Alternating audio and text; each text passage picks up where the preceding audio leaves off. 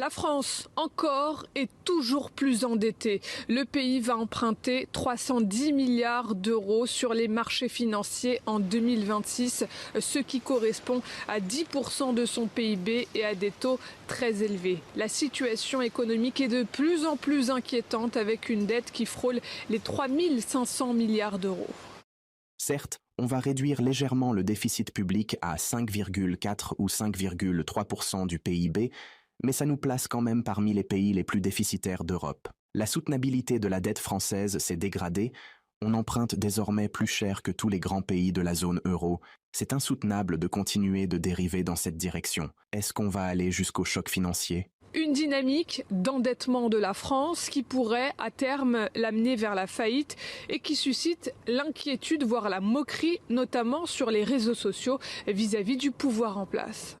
Donc un record d'emprunt de 310 milliards d'euros. La dette nationale déjà à plus de 3 400 milliards d'euros. Le Mozart de la finance n'était qu'un leurre. La France va bien emprunter 310 milliards d'euros l'an prochain, ce qui constitue un record battu. Emmanuel Macron continue de se moquer des Français et de mener l'économie du pays à sa perte.